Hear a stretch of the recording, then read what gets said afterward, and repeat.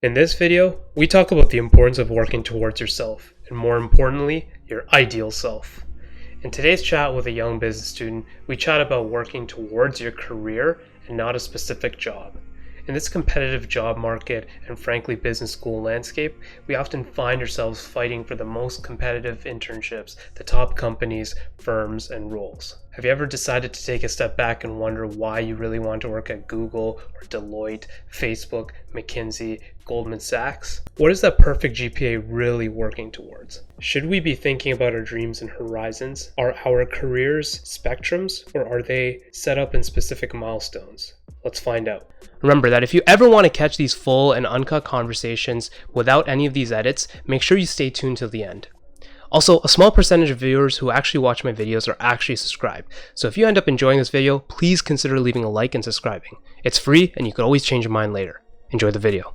You got to start getting really strategic about stuff. You got to stay on top of the news and not, the markets collapse, all that stuff. Like news that you actually care about. If you're really deeply interested in marketing, like a brand that you love, like I don't know what your favorite clothing brand is, or maybe your favorite activewear brand, or like Nike, or like whatever your favorite brands are every day you work with, see what they're doing in the news, see their social media pages, think about what the purpose of what they're doing and how that talks to you as a consumer. Like start getting fascinated about these things, and then you'll fall in love with marketing or like whatever career you go for, and you won't feel pressured to land these roles. You'll land them naturally, because the best way to succeed in anything is to be passionate about it, because you're able to unlock a new way of doing things, because you're more open to learning. You're not going to think in a structured way. You're going to think more freely. You're going to be more hungry for knowledge. You're going to listen to people more rather than you speaking first, and you're going to absorb so much information, and at the end of the day you're going to be a more strategic business person in general.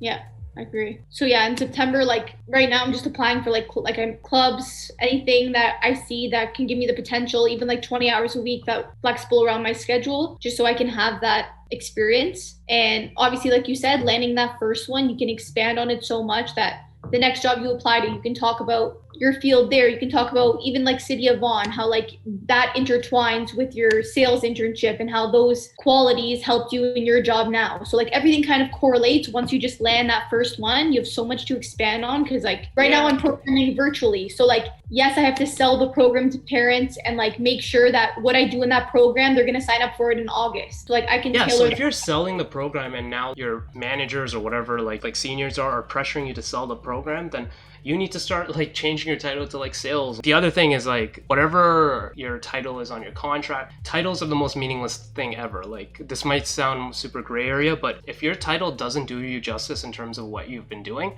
change the title. That like, don't give yourself promotions or anything, but change the title that suits whatever you're doing. Because at the end of the day, you're in this to make sure you succeed in your career. So like you need to take those steps and not be at the mercy of whatever your title is on your contract. Yeah, I think I just right now need to, off this call or whatever happens, just change my resume completely. Just add everything that I think can help me in September, or the jobs I'm applying to. Yeah. And obviously look at those job titles, what you're applying to, and see that, like what they want for their job. Yeah. But yeah. No, but the one thing, Emily, I think you're gonna text me in December or January and be like, what the hell, man? Like this advice you gave me is not working and I'm still unemployed or whatever. Like, this is the one thing I think you're going to go on this path. You're going to be working on all this stuff only to get your first job. But I think that's completely the wrong approach in terms of aspiring for your first job. Like I've always thought very much in advance, and I always thought about where I want to end up. And actually, like this is a problem I'm struggling with now, like just mentally, because I have this problem of just always looking ahead. But in terms of how to be productive with it, I would invite you to start thinking about how you see yourself in 5 years, and not the interview question, but where do you see yourself in 5 years? Truly think about what you want to be doing in 5 years, and not like job, like how you want to, like what kind of skills do you think you'll have in 5 years? How will you appear? Are you in boardrooms, like running the show? Start thinking about like that ideal. I know it sounds kind of weird, but thinking about what your ideal looks like, because that's kind of what I did. Like I was imagining myself at a certain income level. I was imagining myself at a certain tenure, imagining myself making decisions, those kind of traits.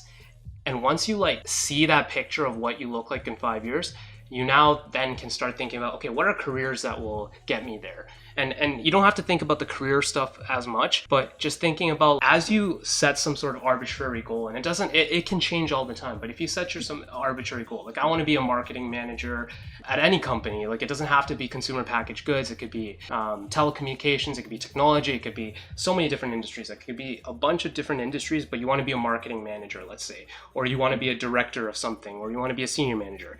But whatever that is, you start working backwards from it. Okay, so I go on LinkedIn, I see what do senior managers and marketing managers at Canadian Tire or TELUS, or what do they look like? What are they? So you look at Jimmy Zhu, who's like marketing manager at TELUS. Like then you see, okay, what was Jimmy's last experience like? Okay, he worked at, I don't know, Kraft Heinz as a corporate management trainee. You're like, okay, and how long did he do that for? He did that for 2 or 3 years. Okay, makes sense.